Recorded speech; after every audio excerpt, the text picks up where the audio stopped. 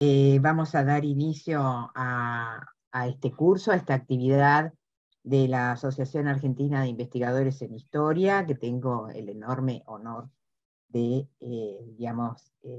coordinar desde hace muy poquito tiempo, con un equipo, con una comisión directiva también muy importante, así que bueno, estamos muy contentos de la actividad de la asociación, de poder continuar, ¿no es cierto?, con las actividades que viene desarrollando desde hace más de una década.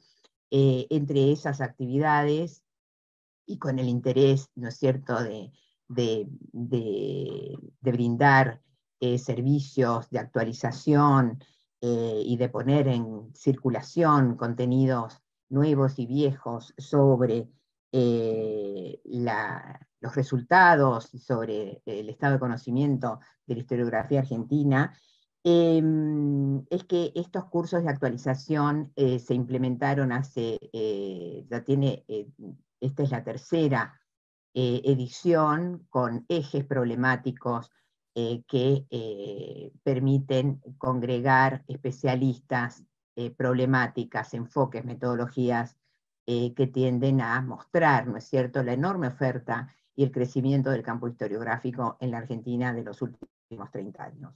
El motivo, diríamos, que aglutinó esta problemática sobre las tradiciones políticas argentinas tiene un motivo muy especial, que se cumplen 40 años de la recuperación democrática, que fue un punto de inflexión, ¿no es cierto?, no solo en la vida política argentina, sino también en la constitución del mismo campo, los campos disciplinares y de la historiografía argentina en particular, ¿no? Un punto de inflexión muy importante, que en parte la mayoría de nosotros somos herederos, ¿no es cierto? Por lo tanto, nuestros colegas de la comisión directiva anterior diseñaron un plan de trabajo realmente muy estimulante en torno a 4 tradiciones políticas distintivas de la cultura política argentina, que se inicia el día de hoy y que tenemos el enorme placer de presentar a Francisco Reyes, ¿no es cierto?, un activo integrante de nuestra asociación, que integró la comisión directiva en los 2 años anteriores y que sigue acompañándonos en esta gestión. Así que muchas gracias, Paco, por mantener, por seguir trabajando para SAI. Francisco Reyes entonces inicia este ciclo que va a tener 4 módulos dedicados a cada una de las tradiciones políticas argentinas y un panel general interdisciplinario que se va a realizar el 29 de junio, ¿no es cierto?, en este mismo horario, y que integrará a politólogos e historiadores.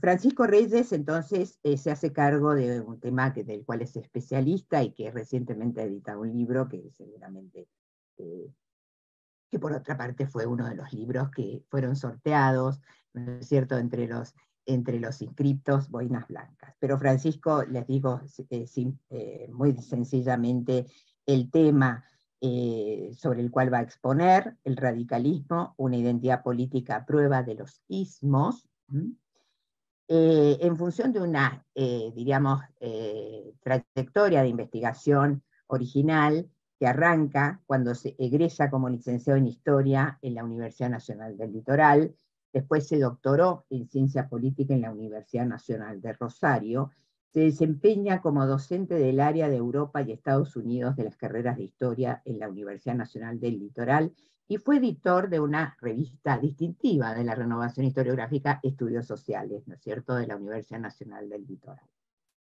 Ha publicado artículos en revistas especializadas nacionales e internacionales y capítulos de libros sobre historia política, en particular acerca de las identidades políticas del radicalismo y del socialismo argentinos.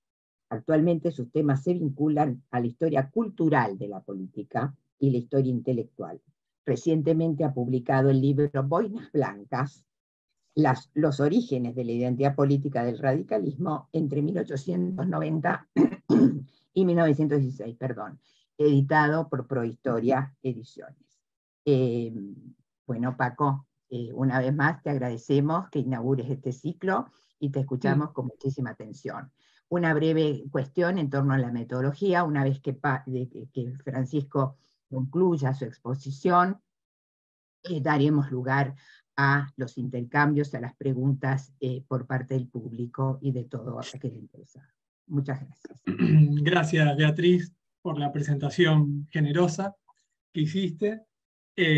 También, obviamente, agradezco a los colegas de la asociación por la invitación para participar de clases que en el año anterior uno las escuchaba del otro lado del mostrador y que creo que son una oportunidad interesante para plantear otro tipo de instancias, diferente a una conferencia, diferente a un congreso, y creo que hace sentido a una asociación como Asaí para vincularse con distintos tipos de actores. Por eso, la presentación que pensé específicamente para hablar sobre el radicalismo,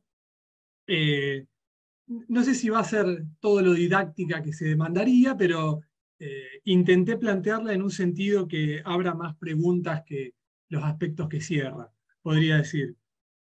Sobre todo pensando que se trata de una fuerza política, una identidad, un partido. Bueno, eso creo que es otra de las cuestiones a charlar o a discutir en tal caso, qué es el radicalismo, y creo que va a surgir con qué es el socialismo, qué es el peronismo, pero que todavía está vigente y pese a que cada tanto se decreta la muerte del radicalismo o de alguna otra fuerza, en determinadas coyunturas, como en la actual, parece en determinados momentos ganar mayor protagonismo. Así que creo que eso también vuelve este tema que remite más bien a la historia como una cuestión del debate público, sobre el cual todos tenemos algo que decir, más allá de que nos dediquemos o no a, a este tema. Bueno, dicho eso, como bien planteó Beatriz, como un primer gesto de honestidad intelectual, plantearía que, en términos estrictos, yo soy un investigador sobre el radicalismo hasta, digamos, 1930, a partir de los temas desarrollados de la década del 30, soy más bien un lector, y creo que ahí uno siempre tiene distintas alternativas a cómo abordar eso, que puede ser prolongar las propias concepciones o las propias hipótesis de trabajo a periodos que todavía no ha trabajado, pero que coteja ideas que uno tiene más consolidadas para pensar otros temas más desafiantes. Por otro lado, otra alternativa que se puede implementar es comprar, digamos así, las interpretaciones de otros colegas, que en muchos casos están basadas en otros supuestos, en otros conceptos fundamentales a la hora de abordar un tema como este. Por eso yo decía que algunos hablan de tradición, algunos colegas hablan de identidad política, otros se centran en la figura del partido político, ¿no?, como organización partidaria. Y si bien todo esto parecen palabras de uso de sentido común, incluso como decía recién, en el debate público todo el tiempo estamos usando estas palabras, optar por una u otras no es lo mismo a la hora de hacer un análisis más específico, ¿no? Entonces, me parecía interesante de alguna forma combinar la propia interpretación, que de alguna forma, como recién mencionó Beatriz, tiene que ver con lo que pude trabajar en ese libro sobre los orígenes del radicalismo, pero también para pensar buena parte del siglo XX, ya que de alguna forma voy a detener mi interpretación, para decirlo así, en el 83, ¿no?, en la última transición a la democracia, de la cual se cumplen 40 años, y creo que es el número redondo permite hacer eso. No meterme tanto en el siglo XXI, que tiene otras singularidades y que probablemente otras disciplinas como la ciencia política y la sociología lo han abordado probablemente mejor que los historiadores, aunque los historiadores ya se están metiendo en esa historia muy reciente, podríamos decir. Si les parece bien, voy a compartir una presentación que hice, que en gran medida es a modo ilustrativo, pero que puede eventualmente ayudar a alguno de los planteos. Y como bien dijo Beatriz, el título que pensé para un curso sobre tradiciones políticas tiene que ver con el radicalismo pensado más bien como una identidad política a prueba de los sucesivos ismos que lo caracterizaron. Eso es algo que voy a explicar ahora. Y de alguna forma, para ser fiel a un objeto como la Unión Cívica Radical y el radicalismo, voy a plantear una parcial disidencia con la idea de que el radicalismo es una tradición política. O sea, yo lo pondría entre signos de interrogación, ¿no? ¿Por qué? Bueno, por los motivos que voy a intentar expresar. Que tiene que ver, por un lado, con preguntarse qué es una tradición, en el sentido más estricto de la palabra, pero también en el sentido más utilizado en la historiografía. Y creo que esta pregunta, tal vez planteada en la primera clase, va a permitir establecer algún tipo de puente o conexión con las futuras intervenciones que tengan que ver con el socialismo, con el peronismo y con las fuerzas liberal-conservadoras, porque, digo, la idea de tradición es una idea, es un concepto muy trabajado en la historiografía, y en este caso yo tomé o problematicé esta idea a partir de tres autores que no sé si casualmente son británicos: Eric Hobsbawm, John Pocock y Raymond Williams, dos historiadores y un sociólogo de la cultura, podríamos decir, o que viene de las letras, que tiene que ver con que, bueno, ¿qué es una tradición? Y en particular en este caso una tradición política.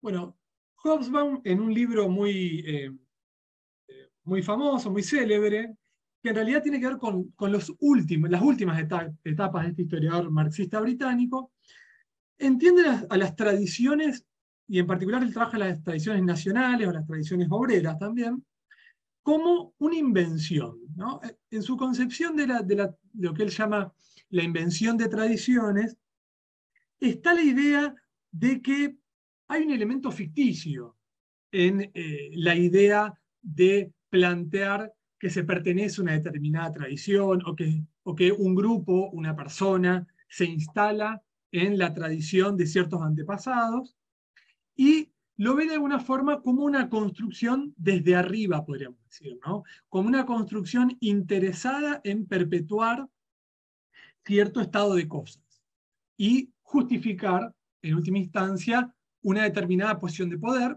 y que eventualmente puede ser contestada, contrarrestada por otras tradiciones construidas desde abajo por los sectores dominados, podríamos decir en algún sentido. Otra noción muy utilizada por los historiadores, aunque no venga de la historia, es la idea de la tradición como una selección, ¿no? Tal como lo plantea Raymond Williams en un libro también muy interesante, Marxismo y Literatura. Él viene del marxismo, pero genera una inflexión cultural digamos, en esta justamente tradición intelectual, que es el marxismo, y va a decir, en realidad conviene hablar de tradiciones selectivas. O sea, toda tradición lo que opera es la selección de determinados componentes, determinados referentes ideológicos, culturales, sociales, para enhebrarlos en un sentido de pertenencia que termina generando vínculos de identidad, ¿no? Y por eso me interesaba en particular enfatizar en la concepción de Raymond Williams, aunque sea como un punto de partida. Y finalmente, otro historiador vinculado a una perspectiva muy diferente, que es la de la historia intelectual y la historia de los lenguajes políticos, que es John Pocock, que plantea más bien a las tradiciones como un lenguaje, como un conjunto de tópicos, de conceptos, de abstracciones, va a decir él, que permiten a los actores, distintos actores político-intelectuales o culturales incluso, intervenir en el debate público, digamos, instalándose en una determinada posición en ese debate. O sea, las tradiciones facilitarían ubicar a los actores, en este caso, lo que nos interesa a nosotros, a los actores políticos, en un determinado lugar y frente a otros actores.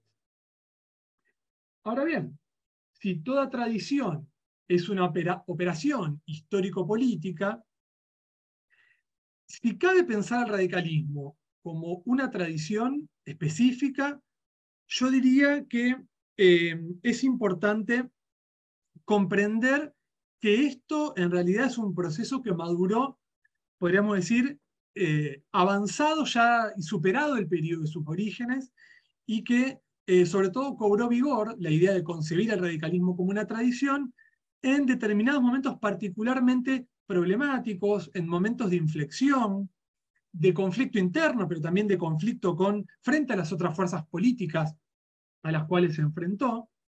Y como bien dice el tema del curso que nos convoca, yo acá no voy a hacer una reconstrucción de la historia del radicalismo, aunque sí podemos mencionar ciertos momentos o ciertas instancias, y eventualmente lo podemos charlar al final.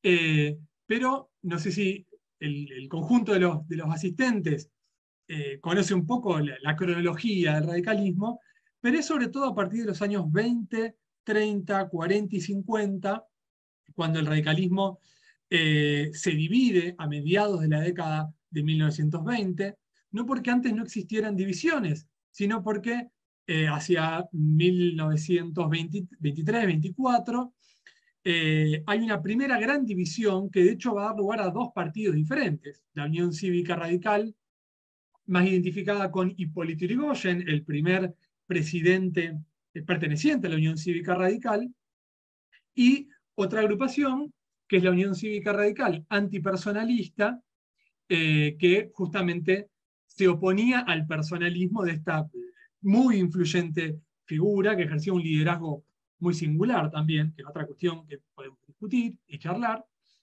Pero yo diría que una primera intervención en el sentido de pensar al radicalismo como una tradición política, no casualmente viene de parte de un abogado e historiador radical, lo que podríamos concebirlo como un intelectual del radicalismo.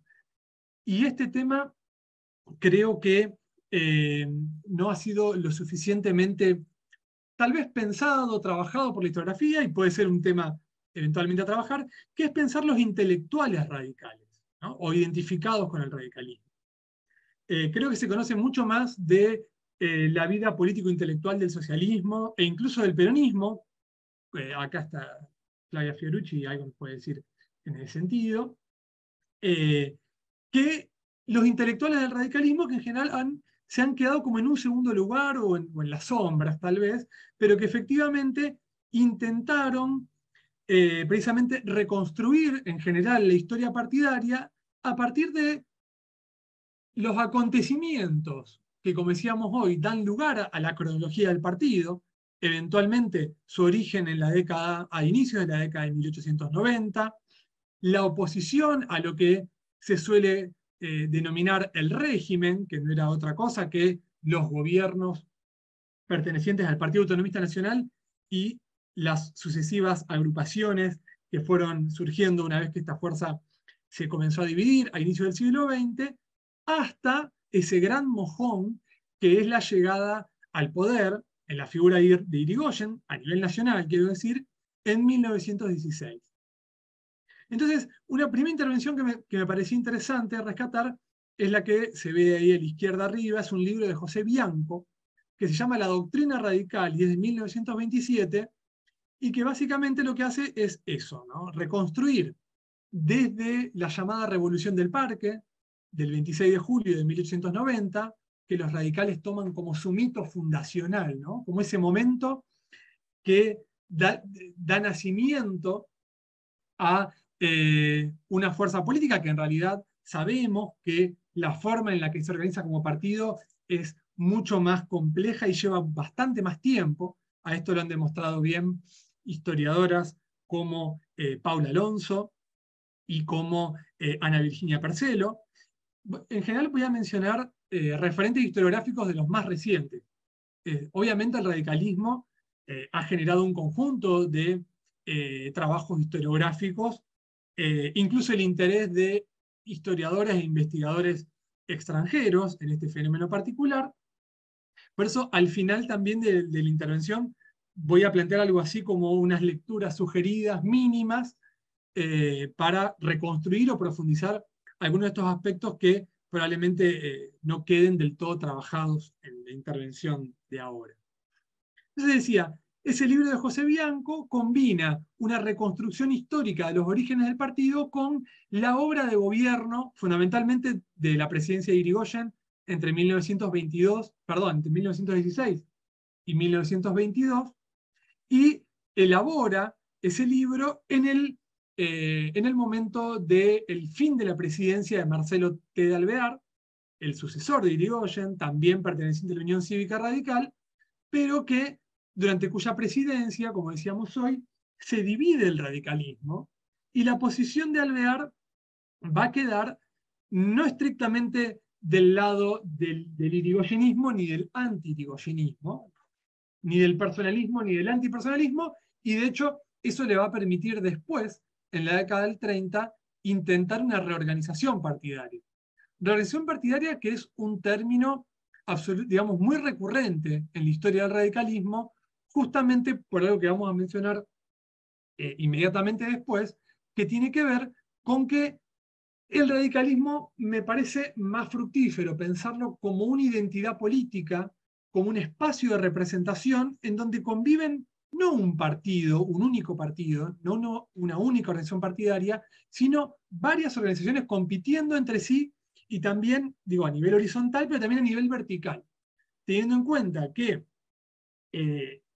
la República Argentina es un Estado federal y que las provincias son espacios de producción de lo político, de formas de organización, de formas de identificación, y esto en el radicalismo se comprueba muy tempranamente cómo los nucleamientos que surgen no surgen desde un centro hacia esa periferia, sino, como bien lo conoce Beatriz para el caso de Mendoza, surgen distintos nucleamientos que adhieren a una determinada posición en un determinado contexto, contexto de la década de 1890, de una fuerte conflictividad política, y a partir de, digamos, de ese momento, esos nucleamientos provinciales se organizan de forma partidaria, pero en gran medida autónomas del centro partidario, que nunca va a lograr del todo controlarlas desde arriba, podríamos decir.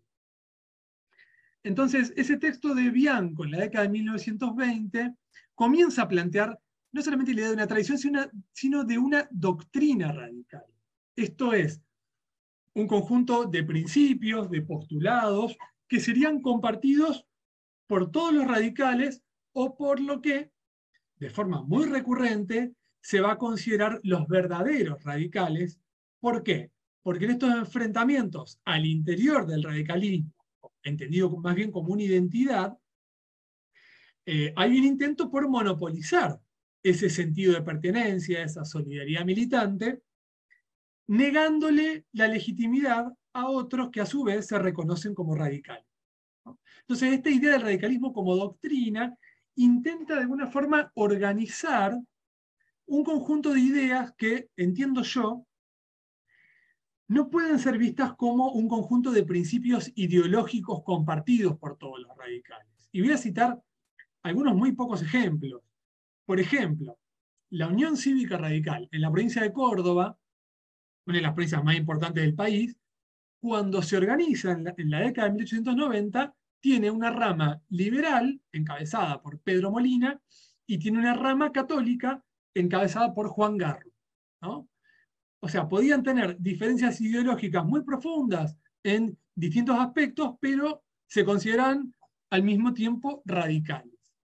Y para citar otro ejemplo, ya pensando en la década de 1920, en Santa Fe, en 1921, durante una gobernación perteneciente a la Unión Cívica Radical, se lleva a cabo una reforma de la Constitución provincial que tiene un sentido, podríamos decir, más bien liberal laicista, apoyada por ciertos sectores del radicalismo y también por otras fuerzas políticas, como el Partido Demócrata Progresista, pero al mismo tiempo tenían la oposición a otro sector de la Unión Cívica Radical, más bien vinculado al catolicismo. Y de hecho, durante esa primera presidencia de Irigoyen, el gobernador de Santa Fe, Enrique Mosca, va a vetar esa constitución, que estaba motorizada por otros radicales. O sea, los elementos ideológicos más diversos conviven dentro del radicalismo, y creo que este es un punto a tener en cuenta para pensar estos esfuerzos que hacen intelectuales e historiadores identificados con el radicalismo en las décadas del 20, del 30, del 40 y el 50 por intentar ordenar una historia partidaria más bien marcada por las divisiones y las escisiones antes que por compartir un conjunto de premisas más o menos cerrado. Y de hecho, esto que mencionamos recién, digamos, el peso de la dimensión divisoria dentro del radicalismo, tiene que ver con el propio origen de la Unión Cívica Radical en la década de 1890, que es a partir de la división de una agrupación previa, que era la Unión Cívica, que era la que había organizado ese levantamiento conocido como Revolución del Parque o Revolución del 90. Y desde ese mismo momento, los radicales se consideraron asimismo como un sector intransigente dentro de la Unión Cívica. La idea de la intransigencia es una idea bastante importante para el radicalismo, porque en las posteriores disputas internas por el monopolio de la identidad radical, la idea de la intransigencia va a ser esgrimida frente a los que no se consideran verdaderos radicales.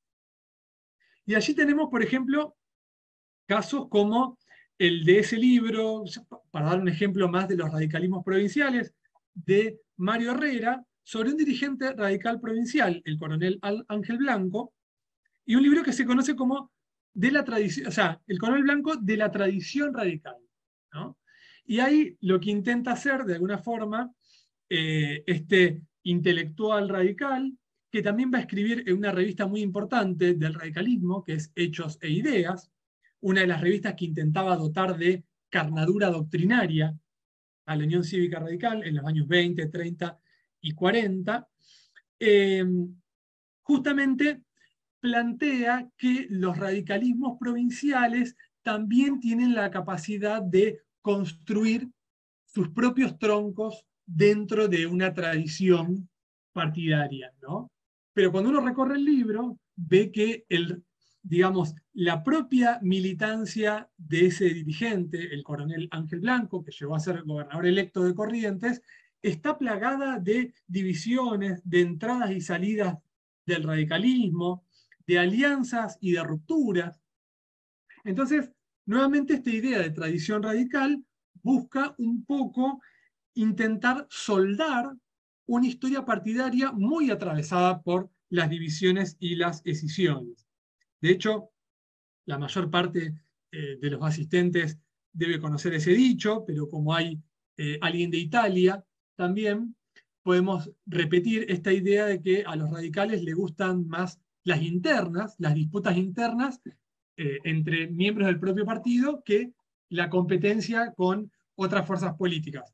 Es de alguna forma una boutade, una broma, pero que explica en gran medida esa intensificación de la vida partidaria a partir de los conflictos internos.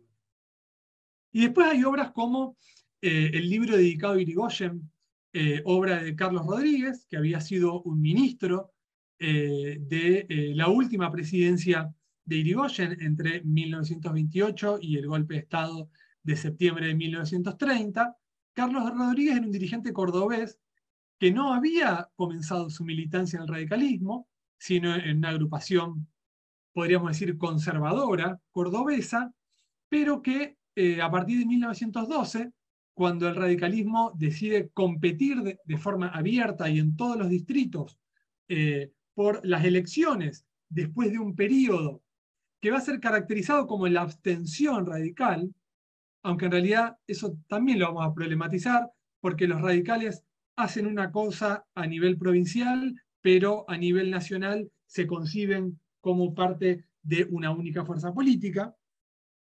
Pero lo que quiero decir es que Carlos Rodríguez en ese texto plantea que de alguna forma la historia del radicalismo está asociada a la historia del propio Irigoyen, ¿no? En ese sentido, es un exponente historiográfico de lo que se conoció como el irigoyenismo.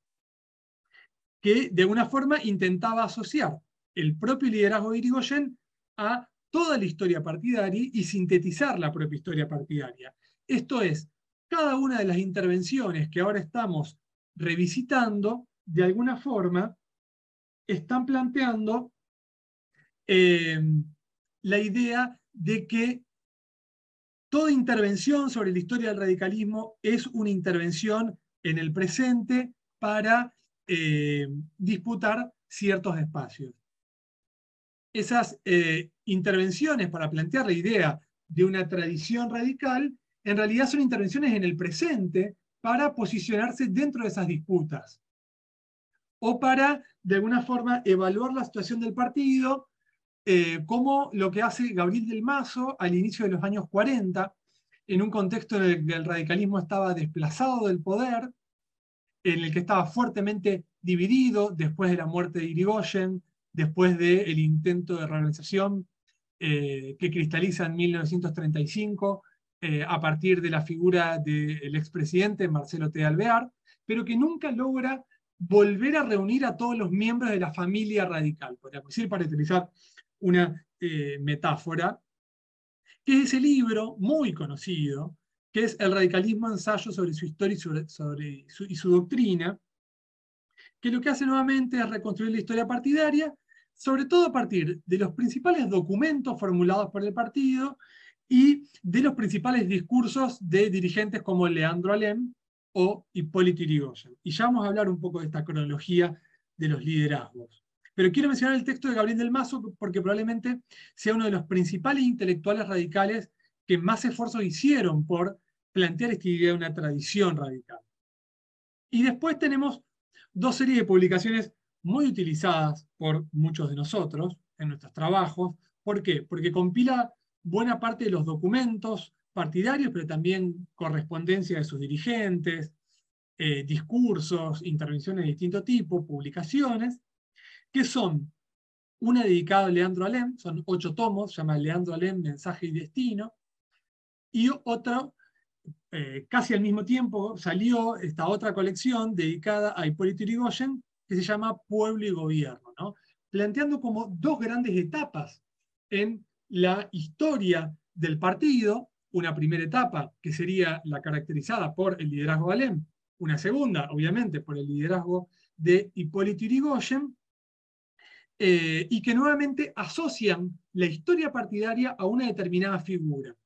Y quien en gran medida compiló esta obra monumental es otro intelectual radical, Roberto Etchepare Borda, historiador también, abogado, que de alguna forma tuvo durante algún tiempo el monopolio de la interpretación del pasado del radicalismo, o intentó tener ese monopolio, pero, como recién decíamos, es muy difícil pensar que cualquiera de estas compilaciones, por más ambiciosas que sean, pudieran reunir efectivamente el conjunto de recorridos, sobre todo porque cuando uno ve esta cronología de una historia del radicalismo asociada a determinados liderazgos, aparecen la negación, o sea, no solamente la postulación de una línea histórica, que grosso modo en el recorrido que haríamos ahora va desde Leandro Alem en la década de 1890 hasta casi un siglo después, el liderazgo de Raúl Alfonsín, en el momento clave de la transición a la democracia, en la década del 80 del siglo XX, que tiene grandes figuras en el medio, pero después otras figuras que no siempre son aceptadas en la historia del radicalismo por quienes se consideran radicales en el presente y por quienes se consideran radicales en el pasado. Y esto tiene que ver también con buena parte de estas reconstrucciones que en general planteaban digamos, una concepción dicotómica de la historia argentina y de la propia historia del partido, ¿no? La idea de las dos Argentinas o de los dos radicalismos, una Argentina oligárquica frente al pueblo y, por lo tanto, un radicalismo popular frente a las fuerzas oligárquicas, pero también a un radicalismo más elitista, más aristocrático. Si se quiere, este es un poco el planteo de Gabriel del Mazo en los años 40, filiado en una corriente particular del radicalismo, que era el movimiento de intransigencia. Entonces, uno podría plantear que esa línea principal de las operaciones sobre el radicalismo entendido como una tradición política plantean un primer radicalismo o alemnismo, un segundo radicalismo a partir del liderazgo de Hipólito Yrigoyen a inicios del siglo XX, la llegada al poder, la primera presidencia, las 3 presidencias hasta el golpe de Estado de 1930, que derroca al propio Yrigoyen, y después una serie de idas y venidas que terminan confluyendo en la década de 1980, como dijimos, con el liderazgo de Raúl Alfonsín, su predominio dentro del partido y su triunfo en las elecciones de 1983. Ahora bien, podemos ver que los desarrollos historiográficos más recientes, sobre todo, porque digo, estas interpretaciones de la propia historiografía militante del radicalismo, esto es, producida por intelectuales vinculados al partido, en gran medida ha sido también, no quiero decir comprada, pero sí incorporada por buena parte de las interpretaciones de la historiografía académica, ¿no?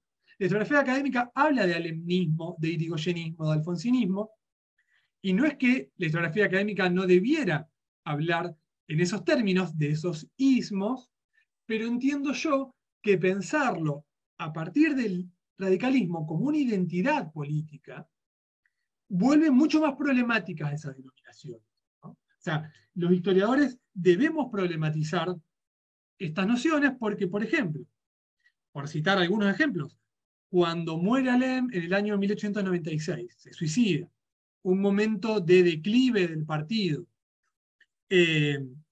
una figura como Bernardo Irigoyen, que es uno de los fundadores del partido, va a disputar desde la conducción nacional del partido el liderazgo frente a Hipólito Yrigoyen, que era la cabeza del comité radical de la provincia de Buenos Aires. Pero supuestamente el que triunfó en esa contienda es Hipólito.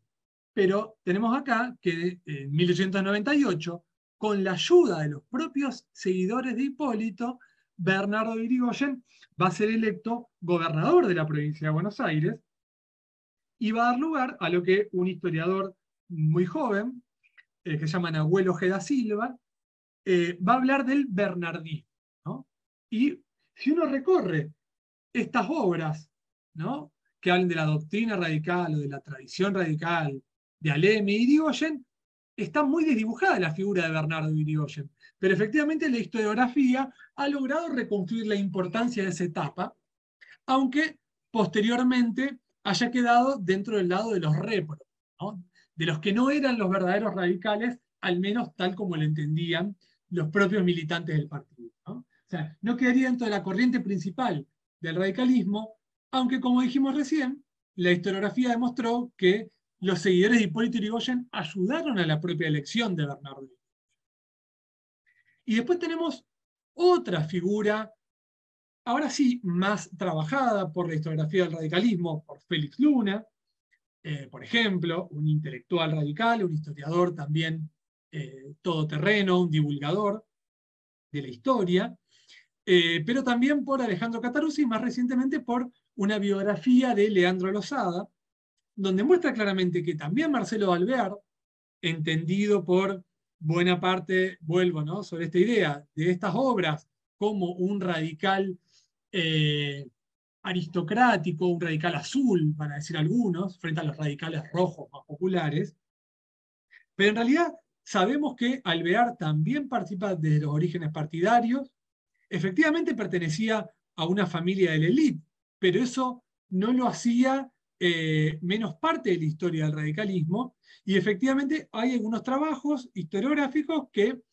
hablan justamente de que en los años, sobre todo 30, cuando Alvear reorganiza la Unión Cívica Radical, otra vez con la venia, con el visto bueno de Hipólito Yrigoyen antes de fallecer en 1933, y que efectivamente existió algo así como una línea alvearí. Y algo similar, pero de forma incluso más problemática, puede decirse de otra figura, que es el general Agustín Justo, que ven ahí abajo, justamente vestido con el traje de general. Y digo más problemática porque si fue ministro de la presidencia de Alvear, ministro de guerra, si fue director del Colegio Militar de la Nación, fue también presidente de la Nación a través de una coalición que se da en la década de 1930 entre radicales antipersonalistas, conservadores y una fracción escindida del socialismo, que era el Partido Socialista Independiente. Pero no por eso dejaba de reivindicar la propia tradición del radicalismo, ¿no? Tal como lo entendían estos sectores. Y con esto quiero decir que buena parte de la historiografía académica también ha hablado del justismo como una tradición que intentaba sintetizar y competir en los años 30 con otras vertientes del radicalismo. Digo, así podemos hablar largo rato y podemos llegar hasta Alfonsín si quieren, pero me parece que está lo suficientemente ilustrado el punto como para problematizar esta idea de la existencia de una tradición radical, ¿no? Y más bien problematizar la idea de tradición radical como una operación de los propios miembros del partido para legitimar y justificar su posición en el presente. Y esto es algo que, por ejemplo, estuvo muy presente en el enfrentamiento entre la figura que ven arriba, que es Ricardo Balbín, que dio lugar a un partido político también escindido del radicalismo, la Unión Cívica Radical del Pueblo, en los años 50. Esto es, una vez que es derrocado Perón por el golpe de Estado de septiembre de 1955, los radicales se dividen una vez más. Ya venían con tensiones, pero el derrocamiento de Perón acelera la fragmentación del partido frente a otra Unión Cívica Radical, la Unión Cívica Radical intransigente, en continuidad con esa línea que yo les mencionaba previamente, de la cual Gabriel del Mazo era un exponente intelectual. De hecho, Gabriel del Mazo va a ser ministro de Arturo Frondizi durante la breve presidencia entre el 58 y el 62. Entonces, acá comprendemos una vez más que obras como la de Del Mazo y las compilaciones de Etxepare Borda también están operando en la década del 40 y el 50 para, de alguna forma, adecuar el pasado partidario o esa tradición partidaria a las necesidades del presente de los miembros del radicalismo, ya, diríamos, irremediablemente divididos. Bueno, no necesariamente, porque es justamente trágicamente la salida de la última dictadura militar a principios de los años 80 y la convocatoria de elecciones, a la normalización de los partidos políticos y a la celebración de elecciones internas que le dan lugar a Raúl Alfonsín, que formaba parte del movimiento de Renovación y Cambio, que era una corriente interna de la Unión Cívica Radical del Pueblo,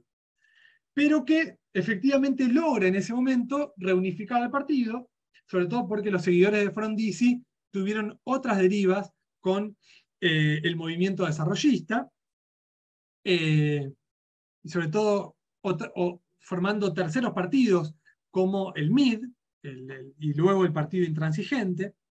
Entonces, Alfonsín, a fines del siglo XX, podríamos decir, efectivamente puede ser visto como el punto de llegada de buena parte de estos recorridos, y no es de un historiador en este caso, sino alguien que viene de la sociología y que practica también la ciencia política, como Gerardo Boy Carles, quien justamente planteó que el alfonsinismo, para ponerle otro ismo a este derrotero del radicalismo en el siglo XX, intentó de alguna forma reconstruir la tradición partidaria, pero estableciendo, va a decir a Boy Carles, una serie de fronteras, ¿no? Esto es, una serie de divisorias de aguas históricas separándose de una serie de tendencias previas.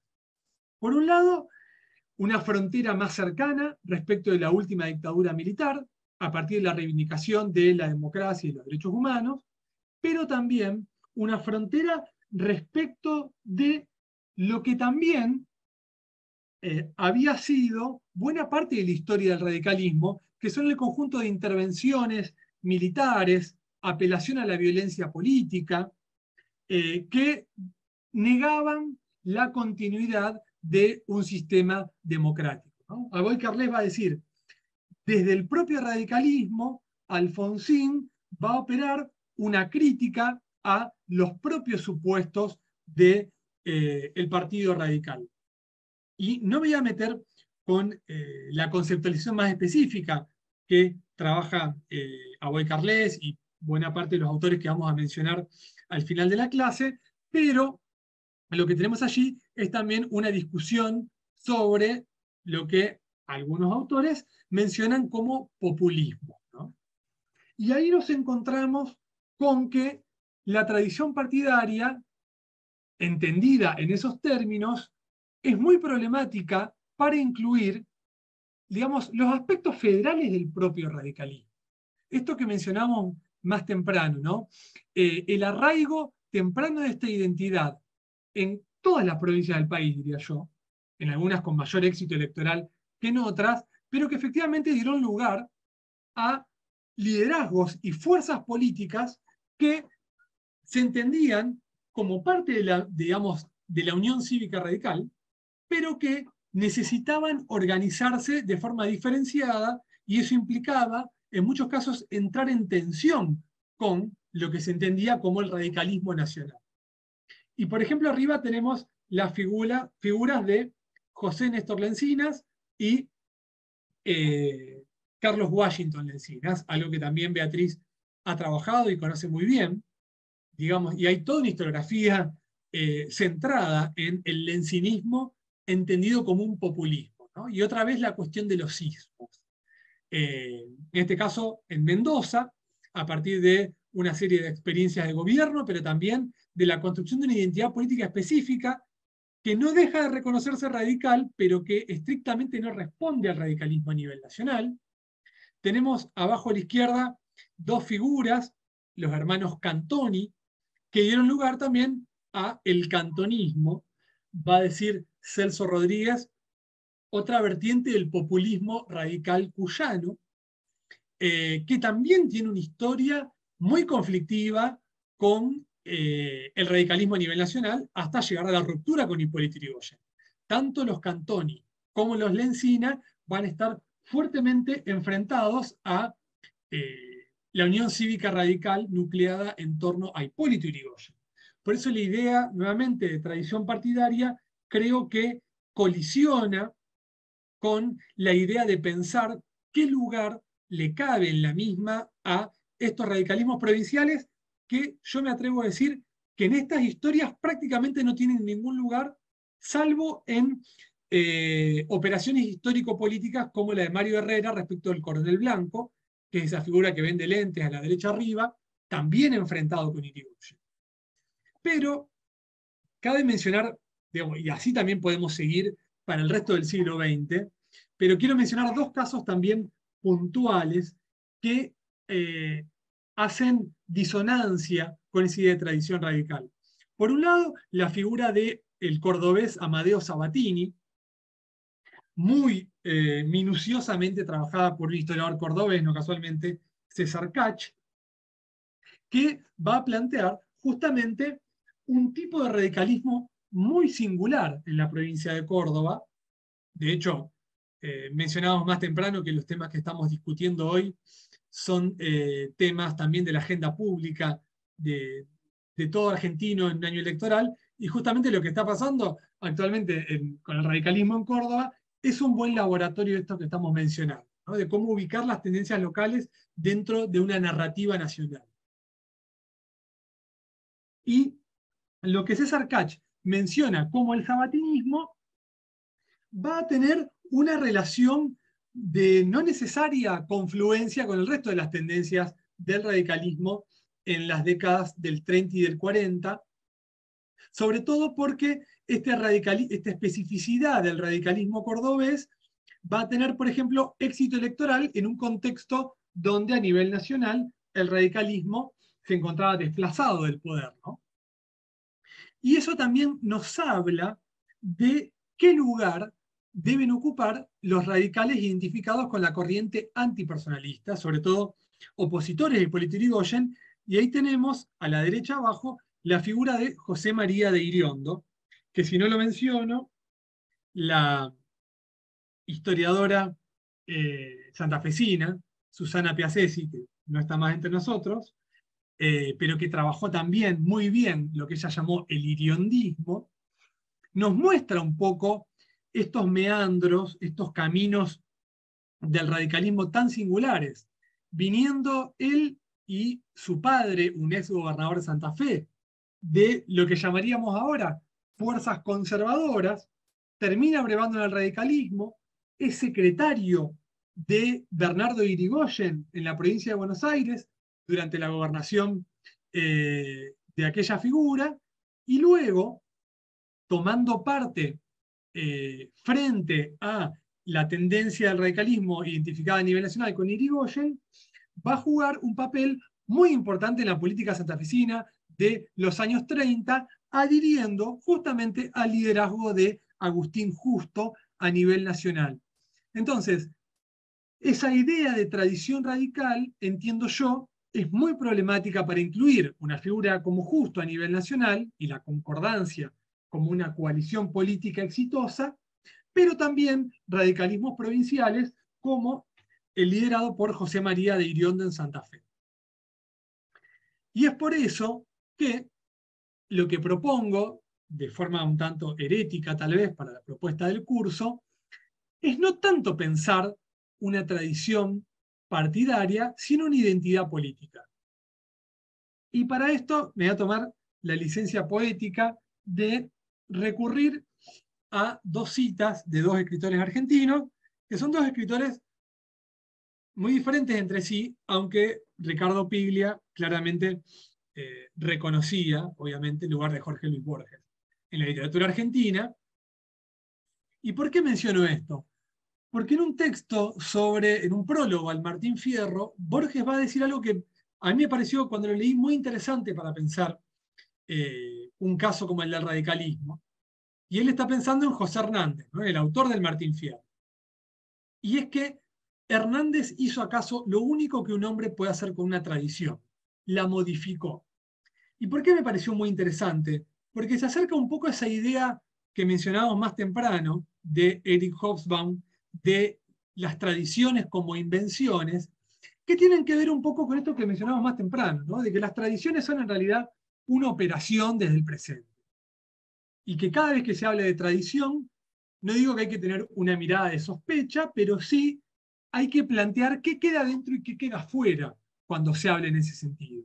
Y ahí Borges lo que está planteando es que Hernández, y podríamos decir todo aquel que opera una intervención en clave de una tradición política, está intentando modificar un estado de cosas y legitimar un determinado estado de cosas.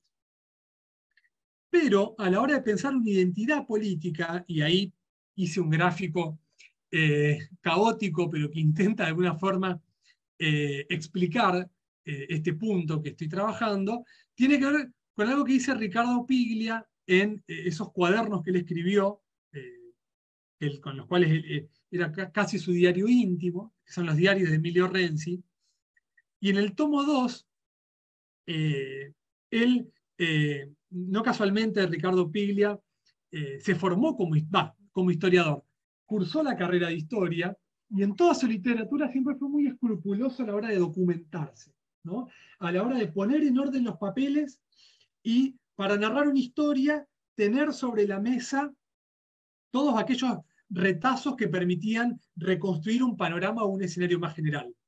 Y lo que dice Piglia en relación a ese tipo de operaciones es que la unidad que nosotros vemos en un determinado fenómeno puede ser el radicalismo, el peronismo o el socialismo, siempre está dada de forma retrospectiva. Esto es, los historiadores o los escritores, en el caso de Piglia, le dan unidad a un conjunto de experiencias, como las que vemos acá, o como las que vemos acá, que son en realidad, en el momento en el que se están desarrollando, mucho más caóticas, dice Piglia. En el presente no hay unidad, dice, todo es intensidad y confusión. Bueno, a la hora de pensar el radicalismo como entidad, yo pienso en esa idea de intensidad y confusión de Piglia.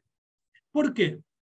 Y ahí en una cita que yo utilicé en mi trabajo, porque, digamos, tenía que pensar el radicalismo como una identidad partidaria, esto es, un tipo de identidad política particular.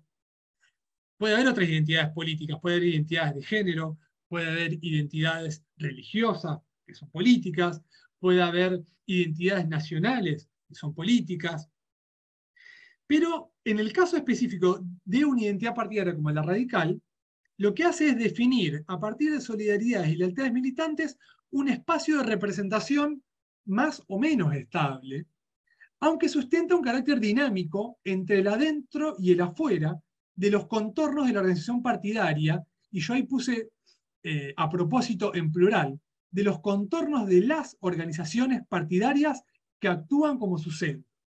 Esto es, en toda identidad política puede ser más o menos difusa o puede ser más o menos centralizada, pero quienes ocupan el centro del partido intentan monopolizar el sentido de esta identidad, que es lo que yo mencionaba más temprano cuando hablaba de que estas operaciones intentan plantear un verdadero radicalismo frente a aquellos que no se, digamos, que si bien se reconocen radicales, hay quienes consideran que no pueden ser considerados verdaderos radicales.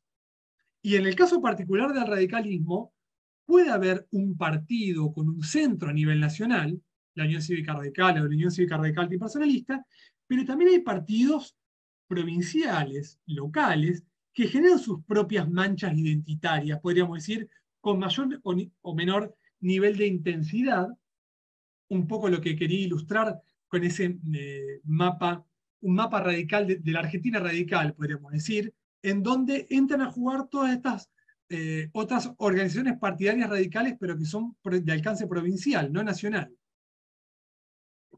Y para pensar un poco al radicalismo como identidad partidaria, a partir de la propuesta de, del curso para pensar las tradiciones políticas argentinas, me pareció por demás de interesante, aunque no refiere estrictamente a esto, un texto de Juan Carlos Torre, escrito en el contexto de la crisis de representación política de los partidos que se da a partir del año 2001 en la Argentina. Es un texto que se llama Los huérfanos de la política argentina, y él plantea que todo espacio político, que todo partido, tiene como círculos concéntricos que agrupan en el núcleo a los dirigentes y a los militantes, que agrupa luego a los adherentes, en una tercera instancia a los seguidores, y que cada uno tiene un vínculo de solidaridades y de lealtades muy diferentes respecto de ese centro partidario que, planteo yo, intenta monopolizar una identidad política. Entonces, ese texto de Juan Carlos Torre creo que muestra bien, en un momento de crisis de los partidos, cómo esos círculos concéntricos son los que van volviéndose más porosos o los que van degradándose. En el caso de una identidad política como la radical, nosotros podemos ver que tiene un alcance muy amplio, o sea, son muchos sectores, muchas agrupaciones las que se consideran radicales, pero quién está adentro, quién está fuera de la agrupación, es una relación dinámica y muy conflictiva. Entonces, repasando en otra clave esta línea cronológica que pensamos a partir de los ismos de determinados liderazgos, podemos pensar la alternativa de, en términos identitarios, qué era ser radical en determinado momento, en determinada etapa de la historia partidaria, y quiénes podían ser considerados los verdaderos radicales. Esto es, ser radical y verdadero radical lo ponemos entre comillas porque es algo que estaba en duda para quienes se consideraban parte de ese espacio, ¿no? Y por ejemplo, en la década de 1890, ser radical podía remitir a oponerse a los gobiernos del Partido Autonomista Nacional, por ejemplo, a honrar a los mártires caídos en las revoluciones como la de 1890 o como las de 1893 en las provincias de Santa Fe, San Luis y Buenos Aires, podía ser adherir a la idea de que era necesaria una regeneración patriótica y moral de la política argentina, o sea, identificarse con ciertas consignas, pero eventualmente también seguir ciertos liderazgos como el de Alem. Sin dudas, eso es un componente importante de la identidad radical, ¿no? El lugar de los liderazgos, como vemos, no es solamente una dimensión que ocupa el lugar central en la idea de tradición partidaria a partir de determinados ismos, sino que es también un componente identitario. Digo, una vez que Alem muere en 1896, no era nada extraño ver cuadros, puede ser en una casa de familia, eso lo he podido constatar en mi propia familia, pero también lo he podido constatar en la prensa periódica, en los diarios, que tenían en su casa un retrato de Alem, ¿no? Digo, y después va a pasar algo similar con Irigoyen y probablemente pase algo similar con Alfonsín, ¿no? O sea, ¿qué lugar ocupan los liderazgos dentro de las identidades, pero ya no pensados como el centro de un ismo, sino como un símbolo de la identidad? Pero ¿qué era ser radical y qué era ser verdadero radical? Por ejemplo, en la segunda imagen que vemos ahí, que es una foto del año 1900, una conmemoración justamente de la revolución, ¿sí? Perdón. Ok. Una conmemoración de la revolución del Parque, 10 años después, cuando el radicalismo prácticamente no existe como partido. En el año 1900, el Comité de la Provincia de Buenos Aires, dirigido por Irigoyen, ya está dividido sucesivamente. Ya hay un comité de la Provincia de Buenos Aires radical alternativo, que responde a Bernardo Irigoyen, pero que también había comenzado a dividirse. Ese es un momento de la gobernación todavía de Bernardo Irigoyen, pero cuya figura va a ser claramente impugnada por quienes se consideran verdaderos radicales. Y con esto quiero decir, con que qué era ser radical en el año 1900, es que nosotros hoy tenemos el diario del lunes y sabemos que el radicalismo sobrevivió y incluso gozó de buena salud después de la década de 1900 e incluso llegó al poder en muchas provincias y en el país. Pero como dice Piglia, en ese presente del 1900 todo era intensidad y confusión, ¿no? Digo, me parece importante restituir el carácter contingente de las identidades partidarias y el carácter contingente, esto es, no dado por sentado y cambiante, de quienes estaban dentro del espacio del radicalismo, de esas manchas que constituían el partido y sus alrededores, y quienes quedaban fuera. Algo similar ocurre con un momento, con una coyuntura fundamental para el radicalismo, que es la de 1916.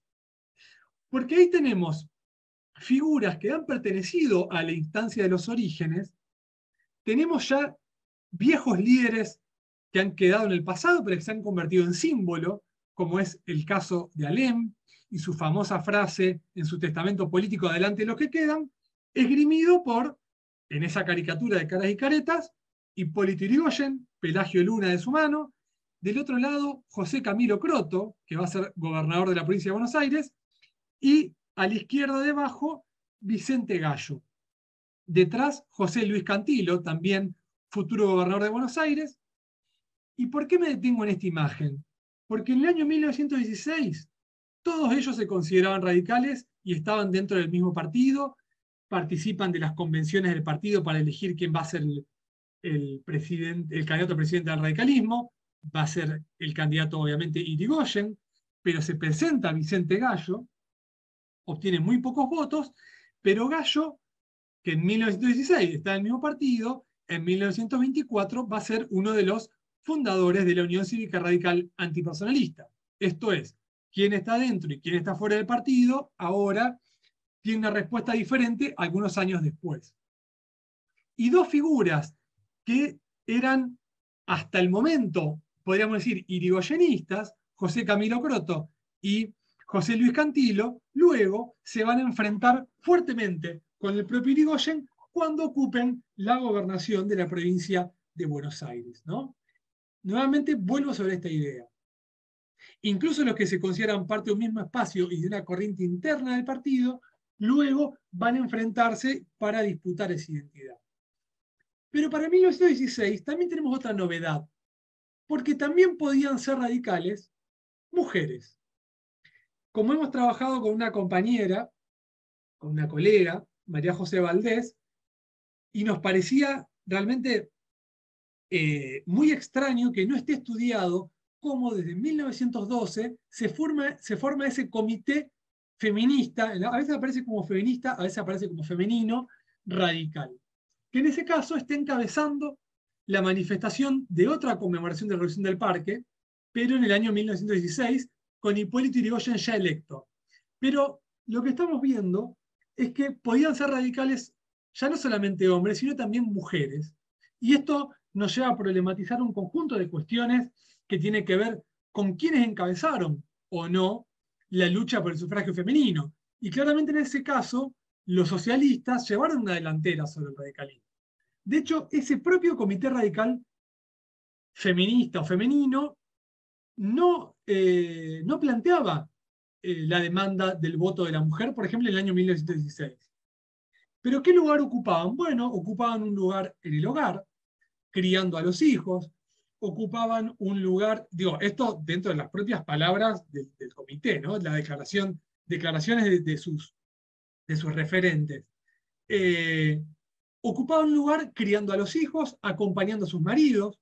Digo, esto que hoy nos parece algo retrógrado, en ese momento está mostrando la irrupción de la mujer en la política en un contexto de masificación de la política y de democratización. Digo, no es casual que aparezca en 1916, o un poco antes, ese comité radical compuesto por mujeres.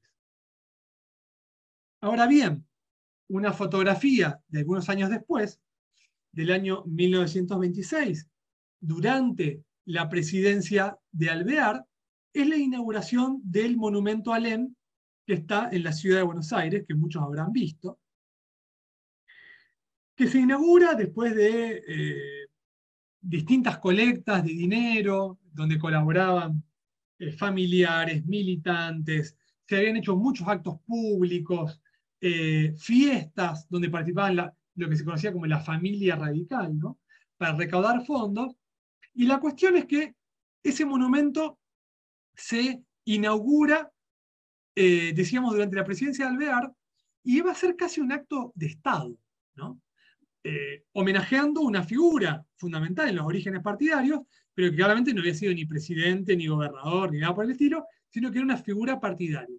Bueno, la cuestión es que en el palco de honor van a estar el presidente Alvear, silbado por los irigoyenistas presentes en el acto, va a estar el ministro de Guerra, Agustín P. Justo, futuro presidente de la Nación y futuro miembro de la Unión Cívica Radical Antipersonalista.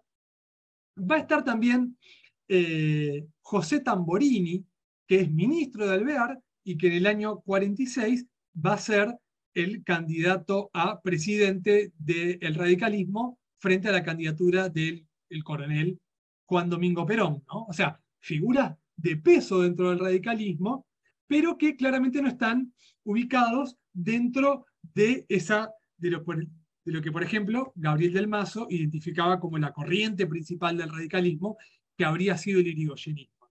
Entonces, a esto me refiero con la inclusión problemática de estas figuras y la disputa por la identidad partidaria como una constante dentro del radicalismo.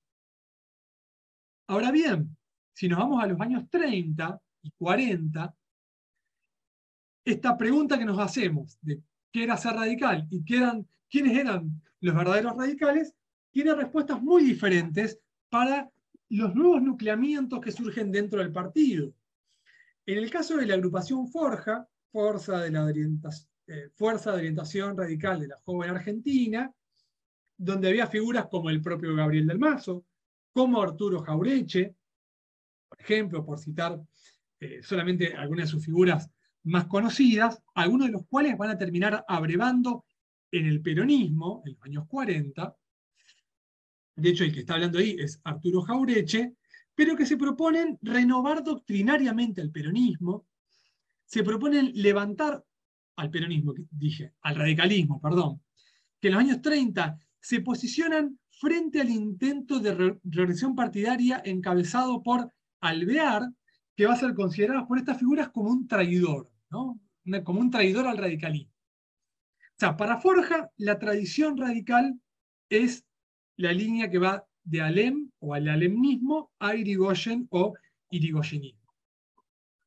O sea, la renovación doctrinaria, podríamos decir, que ensaya este grupo de intelectuales, algunos de los cuales, como dijimos, van a terminar en el peronismo, propone otra respuesta para lo que era ser radical y para lo que era ser considerado un verdadero radical. Y en la derecha tenemos a otro dirigente muy importante de los años 30 y 40, que es Moisés Levenson, representante del movimiento de la intransigencia, ¿no? Este movimiento que, no casualmente, va a llevar el nombre de una bandera fundacional del radicalismo, ¿no? La idea de no transigir con otras fuerzas políticas, de ahí la idea de intransigencia.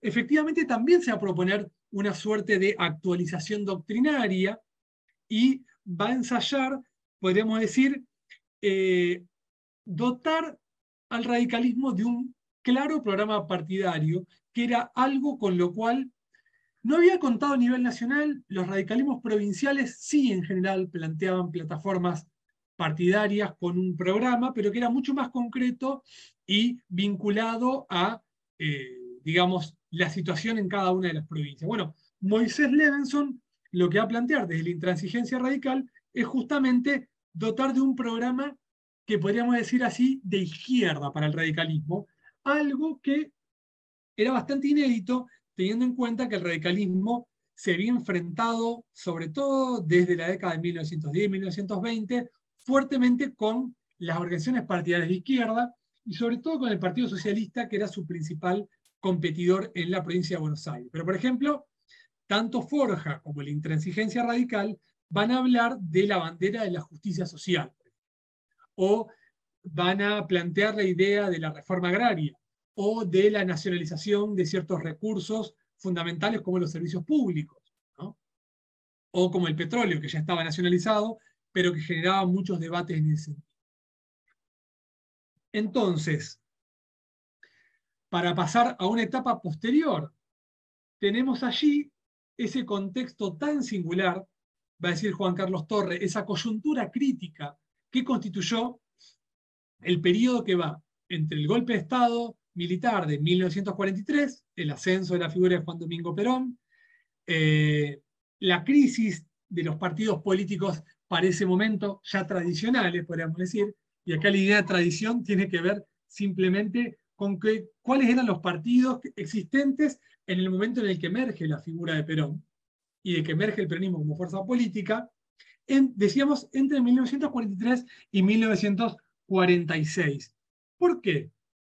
Porque efectivamente la principal corriente del partido se va a oponer al ascenso de la figura del coronel Perón, a la candidatura presidencial del coronel Perón en el año 1946, luego de acontecimientos como la Marcha de la Constitución y la Libertad, en la que los radicales habían confluido con miembros del Partido Demócrata Progresista, con miembros del Partido Socialista, incluso con miembros del Partido Comunista y con sectores conservadores. Esto es, ahí la idea de la intransigencia radical es puesta un poco entre paréntesis, aunque también genera ruido interno, porque se considera que es necesario confluir con otras fuerzas políticas en lo que se conoció como la Unión Democrática. En el sentido de que se consideraba que lo que estaba enfrente era un avatar local, una forma local del nazismo o del fascismo. se hablaba del nazi-peronismo o del fascismo como un peronismo o como un totalitarismo. Esto en 1945, contexto de la Segunda Guerra Mundial, y como muy bien trabajó Juan Carlos Torre, hay una suerte de recepción a nivel nacional de la gran discusión, digamos, de la gran divisoria de agua que tenía la Guerra Mundial y la posguerra mundial respecto de fuerzas como los fascismos o como el propio comunismo. Pero sabemos muy bien, por algunas interpretaciones previas, pero también por algunos trabajos bastante recientes, como el de Julián Melo y otra autora, que vamos a ver después, que plantean que justamente hay un sector de la Unión Cívica Radical, conocido como Junta Renovadora, que como ven en ese afiche de convocatoria a un meeting en el Luna Park, va a reivindicar la lucha de Alem e Irigoyen por la independencia, la libertad y la soberanía de la patria, pero van a avivar a la revolución, que no es otra cosa que el golpe de Estado de 1943, y van a avivar al coronel Perón, que es la principal figura emergente de esa experiencia autoritaria, y que, por lo tanto, están mostrando que hay también una disputa para quienes son radicales, por la tradición radical, pero para nosotros que lo miramos en retrospectiva, hay una disputa por la identidad partidaria que no casualmente va a dar lugar poco después a una división incluso de aquellos sectores que se habían opuesto a el peronismo. Nosotros sabemos muy bien que esas tensiones entre los sectores intransigentes y los sectores unionistas, luego, mediante una serie de reposicionamientos de ciertas figuras, en las que juega un papel, por ejemplo, Amadeo Sabatini, el dirigente cordobés que mencionamos antes, nos van a mostrar que en los años 50 el radicalismo, como otras identidades políticas, como en el caso del socialismo y del comunismo, se van a ver fuerte divididas respecto de cómo posicionarse ante lo que Carlos Altamirano denominó el hecho peronista. Y sobre todo, el peronismo una vez derrocado en 1955. Porque la pregunta es, ¿qué hacer? ¿Proscribir al peronismo y apoyar el golpe de Estado? Cosa que hicieron la mayor parte de los sectores del radicalismo. Pero luego, cuando se conforma un gobierno provisional de facto, ¿participar o no de ese gobierno? Cuando se convoca una comisión constituyente, como la de 1957, que es la que termina cristalizando esta división entre la Unión Cívica Radical Intransigente, encabezada por Frondizi, y la Unión Cívica Radical del Pueblo, encabezada por Ricardo Balbín, esto que vimos antes, como esa disputa que se da entre los años peronistas y posperonistas, entre sectores que se reconocen como radicales, pero que la disputa es llevada a un grado de, digamos, irreconciliabilidad, si es que existe esa palabra, lo suficientemente aguda como para crear dos organizaciones partidarias radicales diferenciadas, ¿no? Incluso con experiencias de gobierno en las cuales el otro sector de la Unión Cívica Radical actuaba como opositor. Y por supuesto, como no podía ser de otra manera, esta pregunta sobre qué era ser radical y quiénes eran los verdaderos radicales va a tener una respuesta muy diferente en el momento de la última transición a la democracia, con la retirada del gobierno militar de la última dictadura, luego de la derrota en la Guerra de Malvinas, y como está muy bien trabajado, en realidad para el conjunto de los partidos políticos, pero sobre todo para el peronismo y para el radicalismo, hay un momento obviamente, de reapertura de los locales partidarios, y hay una gran afluencia, no solamente de viejos militantes, sino también de nuevos militantes, incluso generacionalmente, de sectores que en muchos casos, sectores juveniles, que nunca habían participado de elecciones partidarias, por las propias experiencias autoritarias previas, y que efectivamente van a dar lugar a un fenómeno de afiliación a los partidos políticos, ahora sí, tradicionales, que estaba mostrando de alguna forma que esas grandes identidades políticas, como el radicalismo, gozaban de buena salud.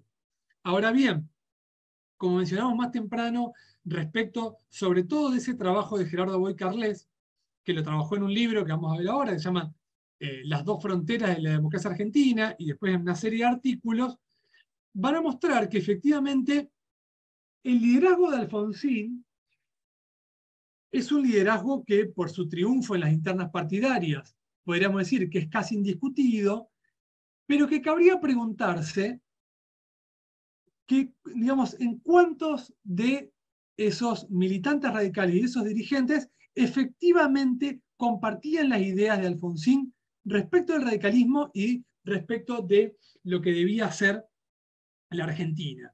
Y en ese caso no me parece nada más ilustrativo que los primeros capítulos de la reciente, muy reciente, biografía de Alfonsín, escrita por el historiador Pablo Gerchunov, que justamente sus primeros capítulos me parecieron de lo más interesante porque muestran la trayectoria de Alfonsín, pero muestran cómo dentro del propio movimiento de renovación y cambio, la corriente particular que lo lleva como candidato presidencial y que él encabezaba, en gran medida, incluso hasta sus colaboradores más cercanos no estaban del todo de acuerdo con algunas de sus ideas. Por ejemplo, adherir a la Internacional Socialista, por ejemplo, o incluso la muy reconocida oposición de Alfonsín a la aventura de la, digamos, de la última dictadura militar a la hora de iniciar una guerra con Gran Bretaña en Malvinas, ¿no?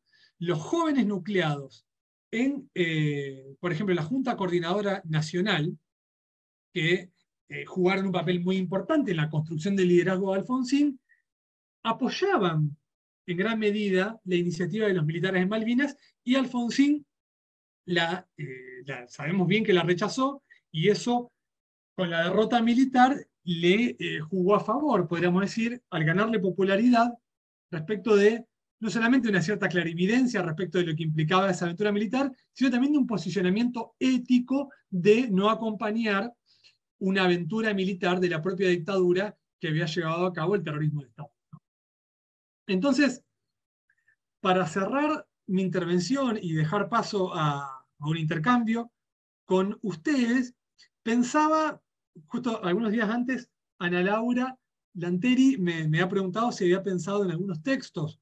Bueno, los textos en los que puedo pensar de forma rápida, podría decirlo como un pantallazo general, y pensando en la historiografía de las últimas décadas, son esa lista que ven allí.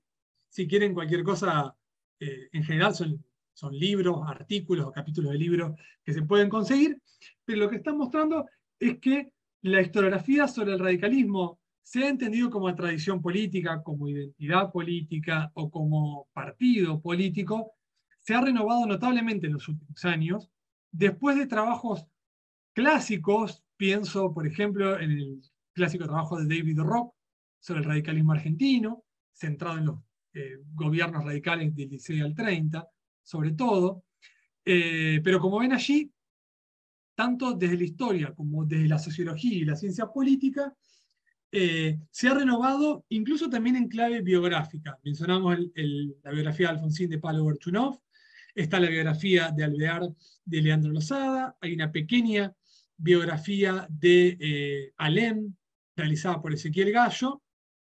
Entonces, lo que nos está mostrando es que toda esta discusión en torno al radicalismo, sea como tradición o sea como identidad, está lejos de ser saldada y por lo tanto merece una discusión como la que estamos intentando plantear desde este curso de la asociación. Muchísimas gracias, Francisco, realmente muy, muy, digamos, no solamente problematizador, sino muy inteligente la selección, me parece, de los problemas en torno a estas variaciones, que no hay un radicalismo, sino que hay, sino que pueden ser diferentes, pero que en esa pluralidad el énfasis en lo contingente, que a mí me parece muy, muy atinado, y al mismo tiempo no solamente la separación de las clásicas liturgias partidarias, sino la recuperación de esa idea muy potente de Darío Mácor, ¿no? Tu profesor también, en torno a, diríamos, la fluidez de las dirigencias políticas y la forma de entender que esas identidades pueden mutar como reafirmarse, ¿no? Esa idea, digamos, estableciste un diálogo muy interesante entre esa idea de Mácor y la interpretación de Juan Carlos Torres sobre esos círculos concéntricos. Diríamos, podemos pensar que hay algunos núcleos duros, pero que son los márgenes justamente los que fluyen y que hacen que estas identidades partidarias expliquen más de digamos, no solamente un oportunismo, sino una cuestión vinculada a las tradiciones políticas argentinas, ¿no? Que me parece muy interesante. Bueno, pero damos rienda suelta a las preguntas, a los comentarios de los asistentes que te han seguido con muchísima atención, por supuesto. Perdón, ¿puedo hacer una pregunta? Buenas tardes. Por supuesto, Walter. ¿Qué tal? Dale. Sí. Pensaba, bueno, primero, gracias Francisco por súper interesante. Pensaba lo interesante de la coyuntura de los 30, o más que de los 30, de principios de los 40, ¿no? Pensar un poco en el lugar de Justo.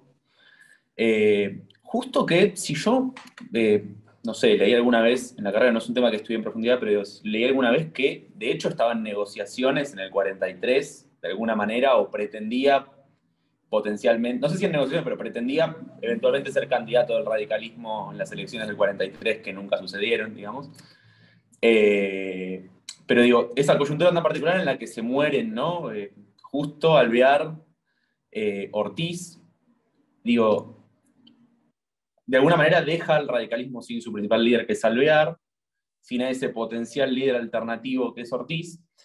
Perdón, a Ortiz no, Justo. Y digo, ¿y qué lugar, ahí lo pensaba recién esto, le cabe a Ortiz, ¿no? Porque Ortiz también era un miembro de la Unión Cívica Radical Antipersonalista, y que casualmente es alguien que de alguna manera lava un poco la cara, o intenta lavar un poco la cara, probablemente que creía, no sé, digo, probablemente creía que había que abandonar el fraude, o no, no sé, pero digo, de alguna manera fue el primero que intentó algún ejercicio aperturista, ¿no? A fines de los 30. Digo, bueno, ¿fue reinterpretada esa figura? ¿O cómo se interpretó la figura de Ortiz en la historiografía? Porque es algo que nunca lo leí. ¿Se entiende la pregunta? O sea, ¿cómo por ahí se interpretó o se reinterpretó la figura de Ortiz en esa coyuntura tan particular? Bueno, gracias por la charla, fue buenísima. Yo voy a ser un poco el abogado del diablo o al revés. Vos subrayaste, que me pareció muy atinado, lo contingente, todo aquello que cambia. Y me gustaría preguntarte al revés. Si ves algo que perdura, algo que se sostiene en el tiempo. Porque si no, así como que la identidad política queda diluida casi a la nada misma o al momento, al contexto más inmediato, y si hay algo, o si todo es una invención así. Esa es una. Otra, a propósito de una de las imágenes que pones a lo último de esto de las mujeres, que me llamó bastante la atención, desconocías que el trabajo que mencionaste, quería preguntarte, volviendo a esta idea de si hay algo que perdura o no, si se podría decir que es una identidad política poco permeable a los liderazgos femeninos. ¿Qué lugar comparado? Porque bueno, hay además de la dimensión, digo, contingente al interior, siempre está la dimensión contingente al exterior, ¿no? Construida alrededor del adversario político, y por comparación, ¿no? Estas dos preguntitas. Gracias, Flavia. Y tenemos una pregunta en el chat. Buenas noches. ¿Podría decirse que la pérdida de credibilidad de uno de esos ismos es una de las principales causas del primer golpe de Estado en el 30? Yo diría que con estas tres, si las querés responder, y después, en todo caso, esperamos más. Sobre lo que preguntaba Walter, de esa coyuntura de los años, de fines de los 30 y principios de los 40, justamente es una de las cuestiones bastante trabajadas a nivel de régimen político, podríamos decir. Digo, no solamente centrándose en el radicalismo, sino en el conjunto de los actores, con posterioridad al derrocamiento de Irigoyen con el golpe del 30.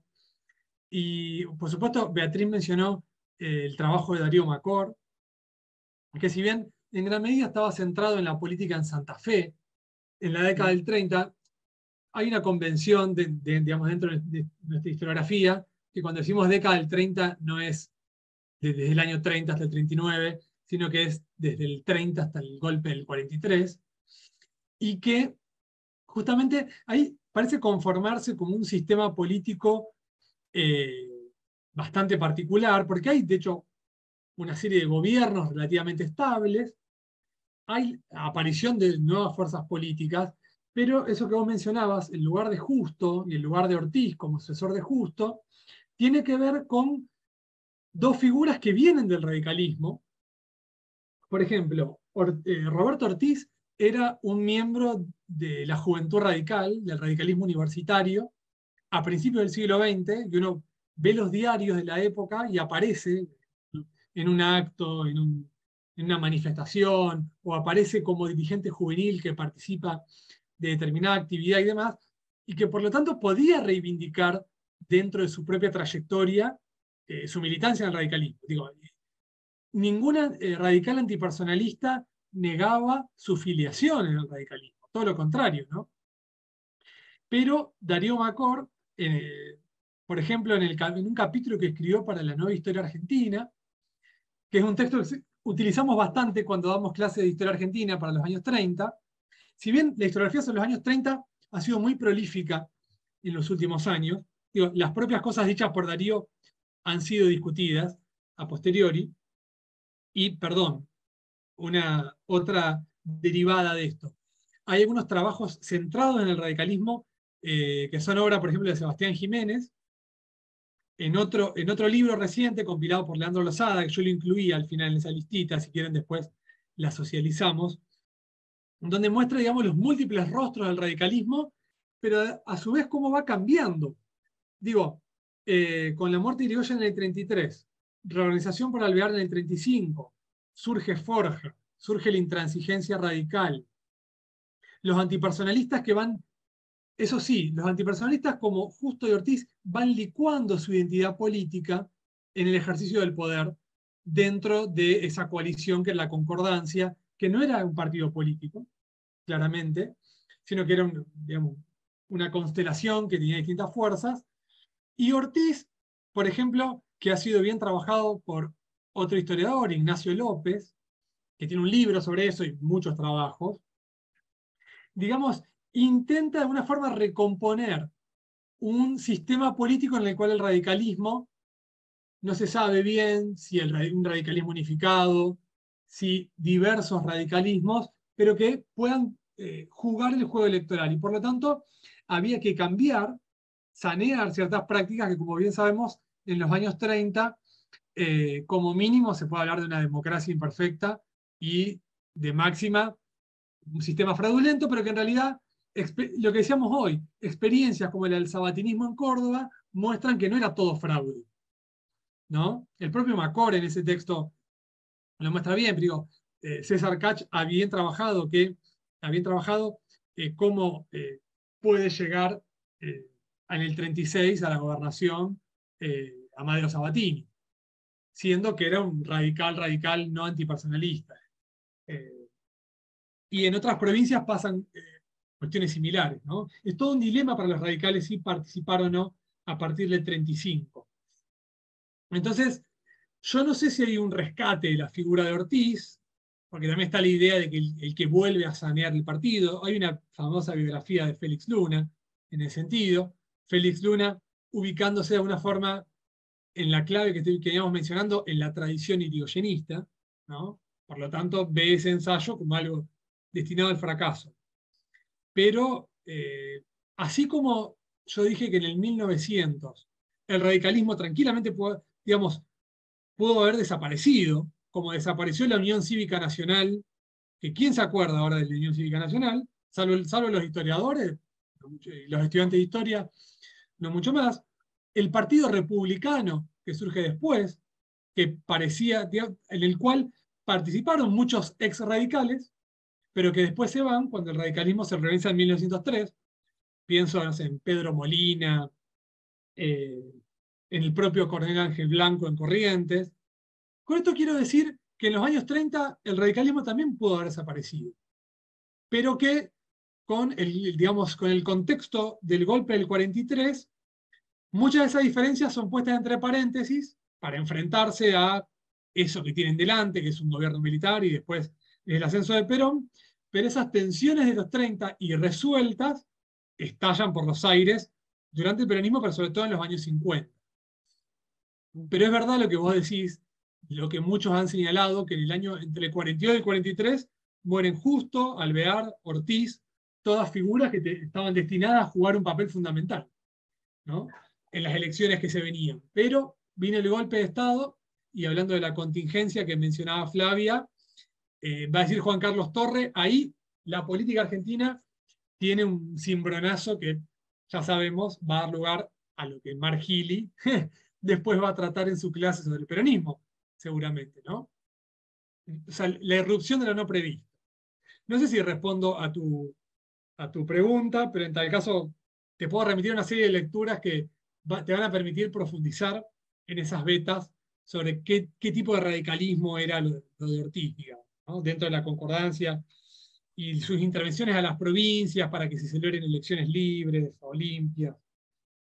Digo, bueno, en relación a lo que, como abogada del diablo, Flavia mencionaba, que me parece interesante, digamos, yo no decía que toda idea de tradición radical era una mera invención, sino una operación sobre una determinada situación del radicalismo en determinado presente, ¿no? Sobre todo porque esa idea de tradición siempre planteaba una avenida principal, la de los verdaderos radicales, que en general eran el sector así llamado popular, en general era el irigoyenismo como continuación de es una línea principal representada originariamente por Alem, aunque en realidad bien sabemos que cuando se forma el radicalismo antipersonalista, en los años 20, lo primero que hacen es enarbolar la figura de Alem como símbolo para ponerla a la Irigoyen. Un buen líder que unía frente a un mal líder que dividía, digamos, ¿no? Y si vos me preguntás, ¿una permanente del radicalismo como identidad política? Yo diría, la confianza, sobre todo de sus dirigentes y sus militantes, en que están cumpliendo una misión histórica. Y ahí puede ser el radicalismo de cualquier color, pelaje y matiz, pero yo creo que hay una muy fuerte creencia en la idea de que el radicalismo está destinado a redimir a la política argentina, diría yo. Incluso casi con un sentido espiritual. O sea, y esto no quiero que suene demasiado esotérico, pero el propio lenguaje empleado por el radicalismo, lo ha trabajado Marcelo Padoan, por ejemplo, en un libro sobre la discursividad irigoyenista, se concibe como una religión cívica. Y eso se ve en los años fundacionales, se ve en los años 30, que recién hablamos, se ve con Forja y con la intransigencia. De hecho, Gabriel del Mazo, en ese libro del 43, el radicalismo de ensayos sobre historia y doctrina, habla del radicalismo como una religión cívica, o sea, lo está diciendo en el año 43, y si pensamos en Alfonsín, en la retórica de Alfonsín, que nadie podía negar, digamos, los componentes liberales que tenía, y republicanos, pero también hay un proceso de lo que algunos historiadores llaman para el ámbito europeo, hablan de otorgarle un carácter sacro a la política. O sea, los radicales consideran que hay algo sagrado en la política. Y la idea de que los radicales que no son verdaderos radicales son herejes, esa palabra uno cuando recorre los discursos, la prensa radical está todo el tiempo, digamos, la herejía, nosotros sabemos que es una disidencia religiosa. Bueno, los radicales ven a los radicales que no son los suyos como herejes. Yo creo que esa es una constante. Que digamos, uno puede comprenderlo, digamos, un poco en el sentido que yo mencioné de John Pocock, cuando habla de las tradiciones como un lenguaje que repite ciertos topos, ¿no? Ciertos lugares comunes que están en función de un debate. Puede ser un debate interno, puede ser un debate hacia afuera de la agrupación. Incluso me atrevería a decir que, esto me atrevería mucho a decir, casi que después hay que editarlo de esta charla en el video definitivo. Yo creo que en Juntos por el Cambio los radicales, aunque no arrastren la mayor parte de los votos, ¿no? aunque sus candidatos no sean los más votados, yo creo que se conciben como con una misión dentro de Juntos por el Cambio, ¿no? Como que tienen un componente moral muy fuerte en su intervención. Y creo que a su manera, Elisa Carrió, no por nada, una ex radical, también encarna mucho eso en una clave que estaba presente en Alem y en Irigoyen, que tiene no pocos rasgos de mesianismo. No lo digo en el sentido peyorativo, lo digo en el sentido de una persona que se considera destinada a jugar un rol, en este caso en la política. Purificada. Después, bueno, el lugar de las mujeres, yo creo que así como el lugar de los intelectuales en el radicalismo, yo creo que no quiero dejar ninguna producción historiográfica de lado diciendo esto, pero yo creo que está como mínimo subestudiado, prácticamente no se conoce nada, ¿no? Yo para el libro, para pensar los orígenes del radicalismo, intenté un poco rastrear, bueno, qué papel jugaban las mujeres. Y desde la propia década de 1890, en los actos radicales siempre hay mujeres. En las manifestaciones callejeras las mujeres arrojan papelitos y flores, digo, esto es las crónicas de los diarios, y dicen, en homenaje a Alem y las virtudes cívicas, en homenaje a los mártires y a los soldados radicales, una palabra también que está muy presente, la idea de los radicales como soldados, porque originalmente habían combatido en revoluciones y que consideraban que era incluso su misión histórica demandaba tomar las armas, ejemplo. O sea, las mujeres, ¿qué papel juegan ahí? Bueno, también como de reserva moral. De hecho, hay un libro muy singular que se llama El Hombre, escrito por Horacio Ianarte, dirigente de la provincia de Buenos Aires, que es un dirigente, hijo de un dirigente local del radicalismo en Rojas, y que al padre lo matan en un acto electoral, en un famoso enfrentamiento. Entonces, su madre, el padre dirigía un diario llamado La Verdad, y su madre, María Goburu, pasa a dirigir el diario partidario, ¿no? Y después él le dedica el libro, El Hombre, que está dedicado a Irigoyen, no a su padre. Bueno, Irigoyen es como su padre político en ese caso, y se lo dedica a la madre y le dice que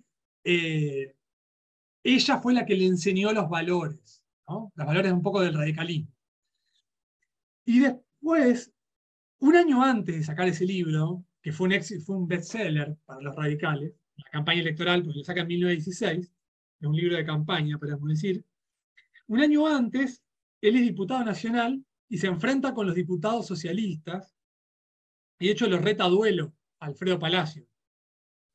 Y en el duelo, en los improperios que se arrojan, en la propia Cámara de Diputados, Nicolás Repetto, que era un diputado socialista que originalmente había sido un militante radical universitario, le dice que cuando él era bebé, que cuando Horacio Ianarte era un bebé, él era militante radical, Repetto. Y lo que le responde Ianarte es bastante gracioso. Le dice, cuando usted era radical, yo ya mamaba leche radical, porque la madre, María Goburu, era radical, ¿no? Esa idea de que el radicalismo corre por la sangre, de alguna forma, ¿no? Pero esto es más que nada una nota pintoresca. Dicho eso, lo del Comité Radical Feminista surge en la prensa, surge en el contexto de la reforma electoral de 1912, y yo creo que está en función de otra cosa también, y es mostrar que los radicales conformaban un espacio de representación de la sociedad que iba más allá de los que podían votar, ¿no? porque estas mujeres radicales van con sus hijos, por ejemplo, a las manifestaciones públicas. Yo ahí mostré una foto de una conmemoración de la Revolución del Parque de 1916, ¿no?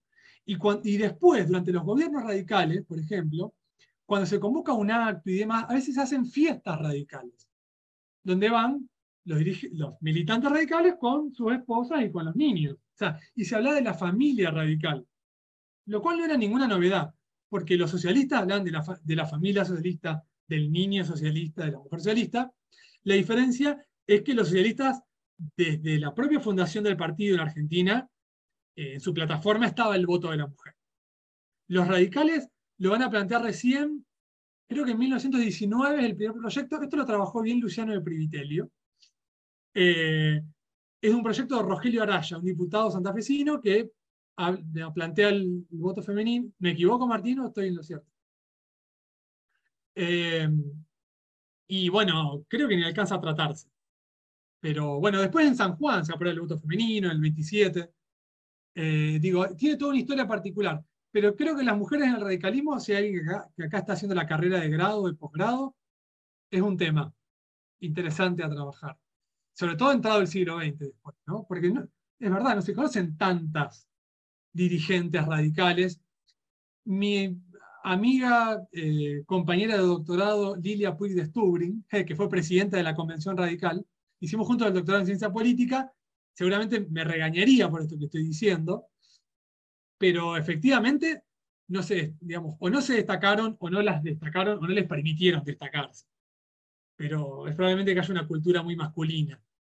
Esta idea del soldado radical, del combatiente radical, yo no sé si juega un papel en ese sentido, o si la política argentina es machista, así, en general, digamos. Y para no irme mucho más, Carolina en su pregunta mencionaba algo sobre el golpe del 30 y la pérdida de credibilidad de algunos de los sismos principales. ¿Vos te referías al irigoyenismo, por ejemplo? Sí, al irigoyenismo puntualmente. Bueno, ahí hay varios trabajos sobre esa última presidencia de Irigoyen del 28 al 30. Francisco, porque es verdad que los propios... ¿Sí? Francisco, un minuto. Si podés sintetizar, porque tenés 3 manos levantadas y una pregunta más en el chat. Entonces, Sintetizo. Es súper potente, pero para darle la voz a los que están esperando, ¿sí? Totalmente. Es verdad que en el golpe del 30 incluso los más fervientes irigoyenistas no hacen mucho por defender al gobierno. Yo no sé si es pérdida de credibilidad o cansancio de ejercicio del poder, o si el liderazgo específicamente de Irigoyen ya no podía dar cuenta del conjunto de tensiones que estaban al interior del radicalismo. Digo, no sé si es pérdida de credibilidad porque 2 años antes había sido electo con casi el 60% de los votos, alguien que por colegio electoral. Pero yo creo que ahí el problema justamente es que el radicalismo implosiona, digamos, de alguna forma. Pero bueno, para no seguir, dejo la palabra en las manos alzadas. Tienen la palabra Martín Castro, después Andrés Abraham y Andrea Paventi, y con esas 3 preguntas y tus respuestas ya cerramos porque ya toca la campana. Bueno, rapidito, no tenía otra pregunta, pero se la dejo porque no va a haber tiempo. Entonces, 2 cosas. Una, bueno, aquellos que no hayan leído el libro de Paco, Boinas Blancas, es un excelente libro, así que tienen que hacerlo. Y lo segundo es sobre lo que había, la pregunta sobre las mujeres radicales, agregando un poquito a lo que Flavia había preguntado y tu respuesta. Es llamativo porque en el 90, digamos, en ese momento hay una participación bastante intensa, o sea, no solamente acompañando, sino también como oradoras, ¿no? Entonces ahí un poco la pregunta es qué pasó, ¿no? Porque hay algunas figuras interesantes, Francia Cabral y otra gente, ¿no? Buenas noches, muy interesante la presentación de Francisco, muy ilustrativa. Yo lo que quería preguntar es algo que mencionó al pasar, relativo a la teorización de Gerardo Boy Carles, porque un poco la deriva más reciente de su planteo lleva hacia el tema del populismo, y él habla del radicalismo como la primer, digamos, tradición populista que va a impactar en el siglo XX argentino, puntualmente del irigoyenismo. Dice el irigoyenismo sería esa tradición populista, y bueno, tiene que ver con su planteo de las identidades políticas y lo que él le llama esa identidad hegemónica, y ahí habla de populismo. Entonces, bueno, lo mencionaste al pasar, pero ver si coincidís con eso y si se puede proyectar, como hace Gerardo Boy Carles a lo largo del siglo XX, y enlazarlo también con el peronismo como otra tradición populista. No, escribí 3 preguntas, pero solo una. No, una curiosidad, ¿no? ¿Cómo se coloca el presidente Ilia en el radicalismo? Porque en el recorrido histórico he visto que faltaba el periodo desde el golpe de Frondizi, desde Frondizi hasta la vuelta de Perón. Es un largo periodo. Y bien, me preguntaba qué pasó al radicalismo en este periodo. Y en particular la figura de Frondizi, ¿cómo se coloca? Voy a empezar por esto último, porque me interesa, y cuando yo hice esa línea de tiempo entre los orígenes y Alfonsín, bueno, ¿dónde ubicar la presidencia de Ilia? Y yo pensándolo desde las entidades políticas, y en particular de la entidad radical, yo creo que ahí todavía estaba, en términos de liderazgo, ese enfrentamiento entre balvinismo y frondicismo, ¿no? O sea, Ilia era de la Unión Cívica Radical del Pueblo, y además no surgió nunca una corriente que se denominara algo así como el ilismo. Lo que sí, algo muy interesante para nuestra compañera de la asociación, Camila Perochena, que trabaja estos temas, es en torno a los usos del pasado y por qué actualmente se rescata la figura de Ilia como, como un dirigente impoluto, justamente vinculado a la moralidad radical, la idea de que murió pobre o que era médico, del interior del país, digo, toda una serie de características que vendrían a mostrarlo como un dirigente humilde. Pero, digamos, la pregunta que me haría yo es, ¿por qué se lo rescata ahora? Y de hecho, hay otros sectores que también rescatan a la figura propia de Frondizi, probablemente porque es visto como un tipo visionario que pensaba una Argentina futuro, ¿no? que demandaba una serie de transformaciones del país. El problema, entre otras cosas, es que después Frondizi tuvo una deriva después de salir del radicalismo, donde hace difícil ubicarlo en toda su trayectoria dentro del radicalismo. Pero bueno, podríamos seguir hablando un poco más. Para atender a lo que mencionó Andrés, bueno, yo explícitamente no me ubico en análisis en términos de populismo o identidades populistas. Lo que sí yo entiendo es que la identidad radical, desde muy tempranamente, yo diría sobre todo desde el principio del siglo XX, es una identidad de tipo nacional popular, o si querés verlo de otra forma, un nacionalismo popular. Yo creo que ese componente es muy importante. Nacionalista, ¿por qué? Porque hay una temprana identificación con la nación, incluso una temprana reivindicación de un nacionalismo en clave popular frente a un nacionalismo elitista, xenófobo o autoritario, digamos. ¿Y por qué popular? Porque para un radical el nacionalismo no puede sino identificarse con la voluntad general del pueblo. Y eso tendría una traducción en las urnas. O sea, incluso los radicales, antes de ganar las elecciones a partir del 12, del 16, se consideran a sí mismos como la mayoría de la voluntad nacional, simplemente ocluida porque los mecanismos institucionales y el fraude impedirían que eso se tradujera en votos.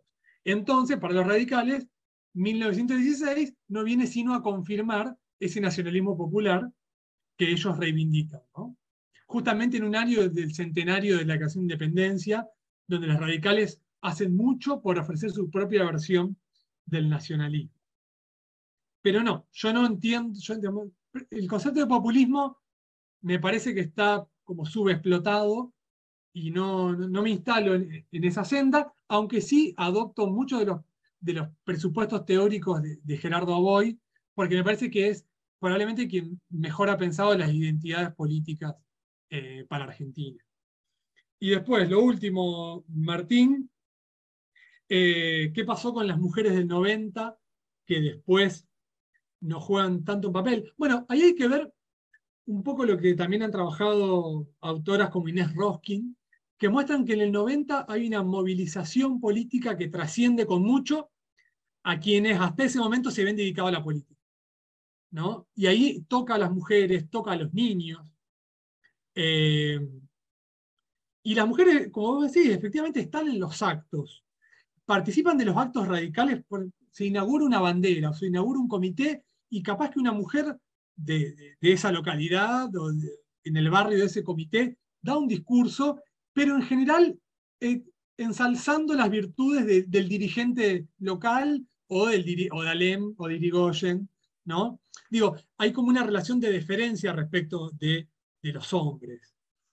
En el socialismo eso no es tan así, porque el feminismo socialista, o, digamos, plantea la emancipación de la mujer incluso en la contracepción, por ejemplo, ¿no? A favor del aborto, ni hablar a favor del voto femenino, o de la educación de la mujer, del divorcio. Digo, hay muchas cuestiones ahí jugando.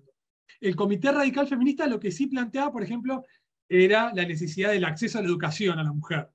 Dicen que los hombres participan de los asuntos públicos simplemente porque han atravesado por más instancias educativas, no porque las mujeres tuvieran menos capacidades, ¿no?